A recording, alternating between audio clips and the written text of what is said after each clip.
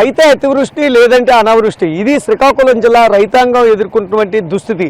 ప్రతి ఏటా కూడా ఖరీఫ్ పంట కోసం సాగు చేయడానికి అన్నీ సిద్ధం చేసుకుంటారు, వరుణుడి కోసం ఎదురు చూస్తారు. వరుణుడు కరుణించకపోవడంతో అనేక రకాలుగా ఇటు మోటార్లు తీసుకురావడం, వాటర్ తీసుకురావడం, పెద్ద ఎత్తున పెట్టుబడులు పెడుతుంటారు. ఆ తర్వాత ఏదైతే నాట్లు వేసిన తర్వాత ఎదలు మొలిసిన తర్వాత మొత్తం వరుణుడు విరుచుకుపడుతుండడం పరిపాటిగా మారింది. గత 4-5 రోజులుగా కురుస్తున్నటువంటి వర్షాల దాటికి మొత్తం మనం చూడొచ్చు వందలాది ఎకరాల్లో పంట అంతా కూడా నీట మునిగింది. వాగులు వంకలు పొంగు పొర్లుతుండడంతో ఈ పంట పొలాలన్నీ కూడా చెరువుల్ని వాగుల్ని తలపిస్తున్నటువంటి పరిస్థితి అయితే మనం చూస్తున్నాము.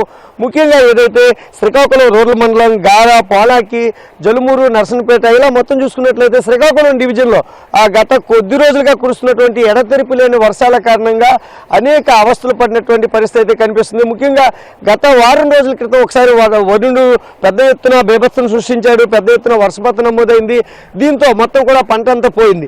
ఆ పంట అంతా పోయిన తర్వాత దానిని వీళ్ళంతా కూడా కొంత ఏదైతే ఇబ్బందుల నుంచి గట్టెక్కేందుకు ఇలా తీసుకొచ్చారు. నారు వరి ఏదైతే మిగిలినటువంటి ఆకు కట్టలు తీసుకొచ్చి వీటిలో వేసి ఆ ఆకునంతా కూడా తప్పులు దిద్దేందుకు చూసినటువంటి ప్రయత్నం అయితే చేశారు. అయితే పుండు మీద మళ్ళీ కారం చల్లేటట్లు ఈ 2 రోజుల్లోనే మరోసారి వర్షం పెద్ద ఎత్తున బీభత్సం సృష్టించింది. దీంతో రైతులైతే తీవ్ర నష్టం వాటిల్తున్నటువంటి పరిస్థితి కనిపిస్తుంది. సార్ చెప్పండి, ఎలాంటి పరిస్థితి ఉంది, ఎంత పెట్టుబడులు పెట్టారు ఏంటి? సార్ పెట్టుబడులు అంటే మేము ఇంతవరకు ఇప్పుడు వరకు మినిమం ఎకరాకు మనిషికి 20,000-30,000 దగ్గర ఖర్చు అవుతుంది సార్.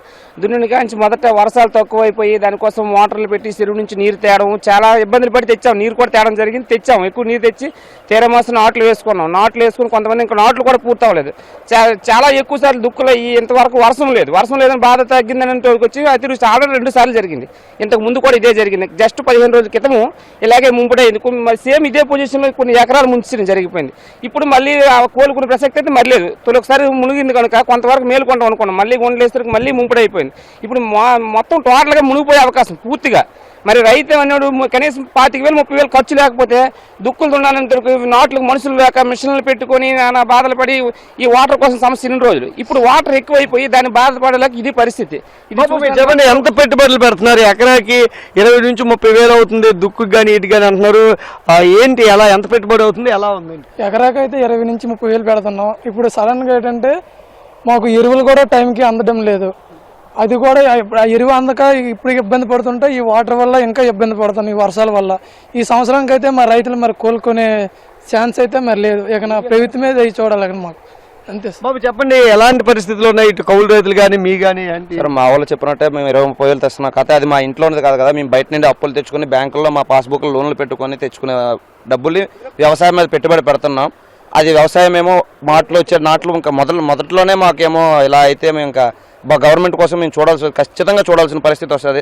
అలానే మనం కూడా చూస్తున్నాం. ఇప్పుడేమో యూరియా కూడా దొరకట్లేదు. చాలా కష్టపడి యూరియా తెచ్చుకుందామన్నా సరే కనీసం మా డిపోస్లో కూడా యూరియా దొరకట్లేదు, కరువుగానే ఉంది. ఈ లోపల ఇలా వరుణుడేమో మొత్తం ముంచి వేసేసాడు.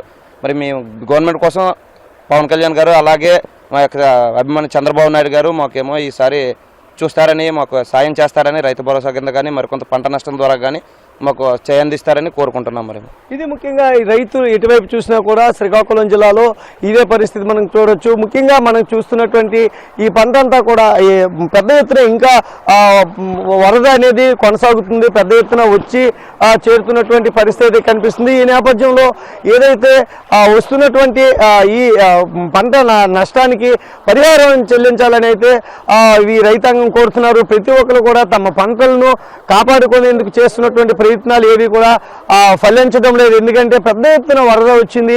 ఈ వరద అంతా కూడా ఏదైతే పొలాల్లో మొత్తం కూడా చేరిపోయినటువంటి పరిస్థితి. పొలాల నుంచి బయటికి వెళ్లేందుకు కూడా ఇబ్బందులు పడాల్సినటువంటి పరిస్థితి.